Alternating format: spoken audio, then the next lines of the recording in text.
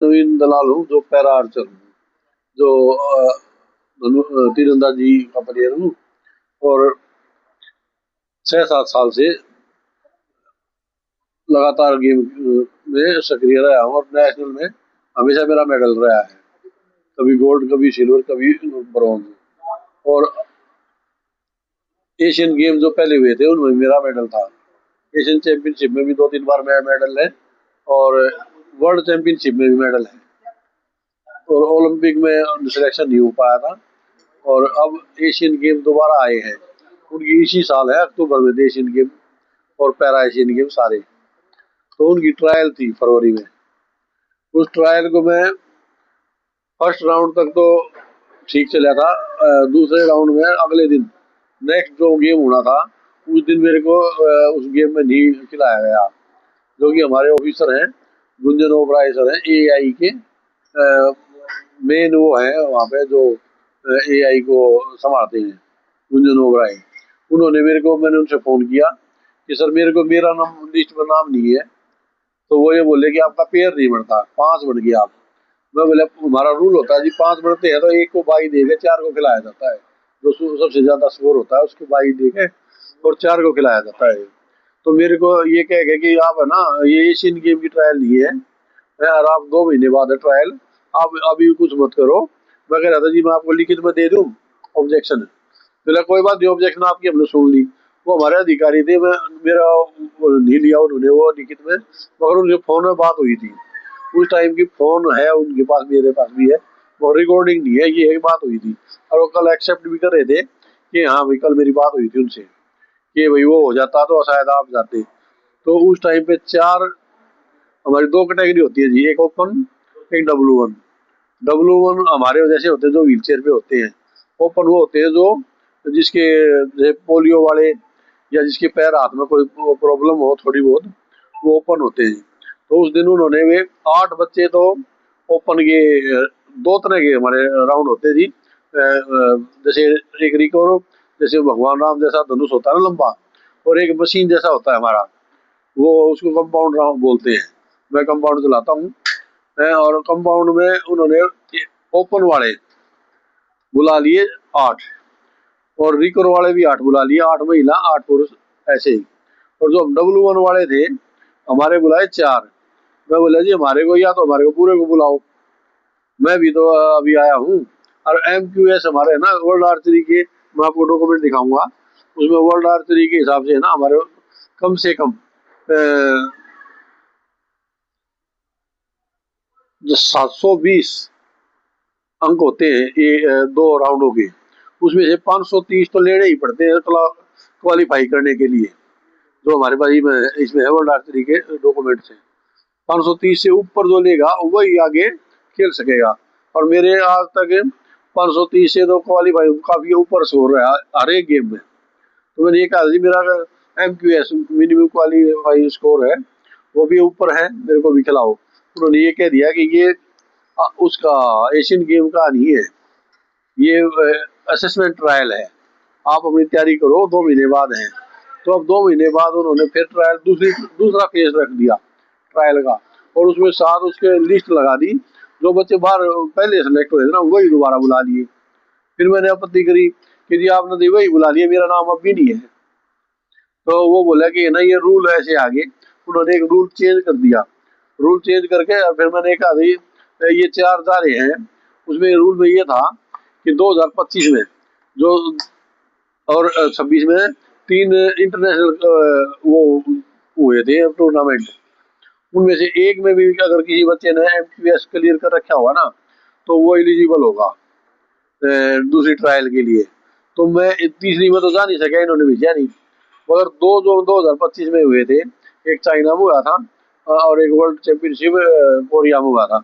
उसमें मैं दोनों में गया था। चाइना में मेरा ब्रॉन्ज मेडल आया था, और कोरिया में मेडल नहीं आया, मगर मेरा MQS जो उससे काफी अच्छा स्कोर था, लगभग 600 के लगभग। तो अब उन्होंने, ये मुसीबत होगी उनके लिए कि ये रूल चेंज कर दिए, मैं उसमें फिट बैठ रहा हूँ। और जो चौथा में बच्चा लिया था उन्होंने, वो MQS क्लियर नहीं थी, वो उन्होंने निकाल दिया परसों, कि 3 रहेगी। अच्छा, तीन तीन बच्चे रह गए। मैं बोला जी आप रूल जो नए आए हैं उसके हिसाब से आपने एक बच्चा निकाल दिया, अगर एक बच्चा निकलता है तो मेरे रूल के हिसाब से पूरे स्कोर है, तो आप मेरे को चौथी जगह चौथे स्थान में मेरे को ले लो। मैं सिर्फ ट्रायल के लिए कह रहा हूँ, ये नहीं कह रहा कि मेरा सिलेक्शन कर दो, मैं कह रहा हूँ ट्रायल में मेरे को भी ले लो। जब एक बच्चा क्वालिफाई नहीं है उसको निकाल रहे हैं और मैं क्वालिफाई हूँ तो मेरे को ले लो। उसको अभी मैं कल स्पोर्ट्स अथॉरिटी ऑफ इंडिया में गया था, वहाँ ऑफिस में दिल्ली, तो उन्होंने भी आश्वासन दिया। फिर आर्चरी एसोसिएशन ऑफ इंडिया भी उसमें दिल्ली वहाँ भी होके आया, तो आज फिर उन्होंने ये कह दिया कल है ना जो सिलेक्शन कमेटी के जो मेंबर होंगे वो वहाँ पे बालगढ़ साई में वहाँ एबल के वो चल रहे हैं ट्रायल, एबल बॉडी की, तो वहाँ आएंगे। अब वहाँ भी अभी सुबह वहाँ होके आया हूँ, तो ये कि आज मीटिंग लेंगे हैं और जब बताएंगे कल। मैं बोला जी मेरी प्रैक्टिस भी नहीं हो पा रही है जब से आपने लेटर निकाला है, सुबह शाम की प्रैक्टिस बहुत जरूरी है इस गेम में है, और मगर आप बता दो, तो बोले जी कल बतावांगे। मेरे को ये लग नहीं रहा कि वो मेरे प्रति पॉजिटिव वो कुछ करेंगे, मगर डॉक्यूमेंट्स के हिसाब से मेरा एमक्यूएस जो मैं आपको दिखा दूंगा अभी कि उसमें जो लेटर आया है कि एमक्यूएस में मांग रखा है वो मेरा क्लियर है और उसके हिसाब से मेरा ट्रायल में नंबर पड़ता है जी। ये सर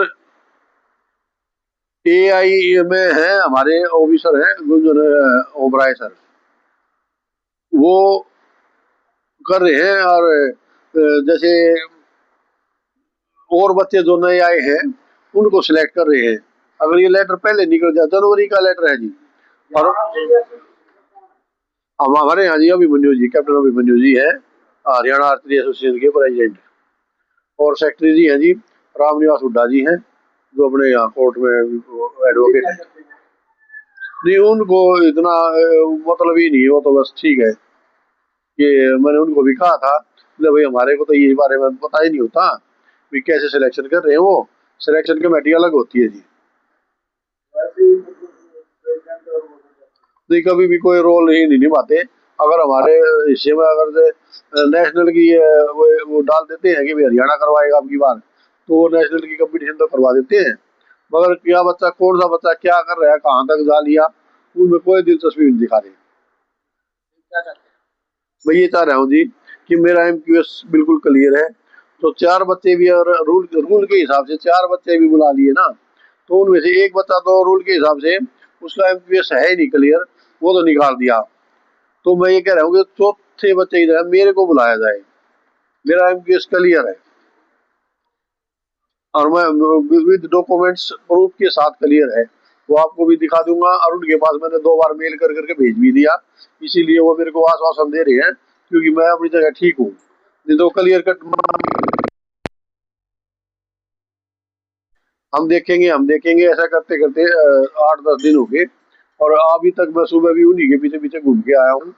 और कल शाम को मैं एआई में गया, सुबह मैं साई में गया, मेल का कोई जवाब नहीं दिया, फोन उठाते नहीं। अगर कहोगे तो मैं आपको फोन नंबर भी दे दूंगा उनका। तो किससे कर रहे हैं आपके साथ, ऐसा क्यों कर रहे हैं? मैंने यही बताया सर कि 2-3 बच्चे और भी नए आए हैं और जो वो जब फर्स्ट जो ट्रायल हुई थी ना उनमें उनसे गलती हुई है, मेरे को खेलने नहीं दिया गया, मेरे को खेलने देते ना, या मैं जो सेकंड फेस होता तो क्या पता मैं फर्स्ट में आ जाता। आर्चरी का तो ऐसा है जी गेम कि पहले वाला चौथे नंबर पे, चौथे वाला पहले नंबर पे, 2 एरो उसकी गलत ले गए, 2 एरो मेरे ठीक करे, अदला बदली 1 मिनट में हो जाती है जी। ये नहीं होता कि वो फर्स्ट है तो फर्स्ट रहेगा, मैं फोर्थ पे होता हूँ फोर्थ ही रहूंगा, मगर मेरे को खेलने का मौका नहीं दिया गया फर्स्ट फेस में। एक दिन तो खेला था मैं, उस दिन एमपीएस क्लियर था मेरा, मगर अगले दिन वो बोले कि 4 को खिलाएंगे W1 कैटेगरी वालों को। मैं ये कह रहा था कि जब जब ओपन कैटेगरी वालों को 8 को खिला रहे हो तो हमारे को भी खिलाओ, एमपीएस मेरा क्लियर है तो मेरे को भी मौका दो, क्या पता मैं फर्स्ट नंबर पे आ जाऊं। अगर ये निकलते हैं तो क्या नेक्स्ट स्टेप तो जी अब मैं अच्छी राय लेके कोर्ट की उसमें भी बोल के आया हूँ। वैसे तो मैं बोला उनको कि जी अगर ट्रायल हो भी गई ना और मेरा पड़ता होगा तो ट्रायल के बाद भी मैं अपने जो प्रयास होंगे ना मेरे लास्ट तक मैं वो सारे करूंगा। 4 साल में एक बार ये गेम आता है जी, 4 साल तक लगातार हम प्रैक्टिस करते हैं और अगर मेरी प्रैक्टिस नहीं होती तो मैं इतना काम भैया ये आप लोगों को भी नहीं तंग करता और ना उनको तंग करता, क्योंकि वहां पे तो स्कोर लेना पड़ेगा ट्रायल में। तो वही वही ट्रायल हो सिलेक्शन, हाँ ट्रायल में ले लो मेरे को जो देखा होगा वो देखा जाएगा। मैं ये नहीं कहता सिलेक्शन मेरा करो, यही ट्रायल ट्रायल करवा दो मेरी। और जिनका उनका नंबर चाहिए ऑफिसर का उनका, तो मैं आपको दे दूंगा। ठीक है, साइन कर रखे ना। साइन तो मैं अभी कर दूंगा जी।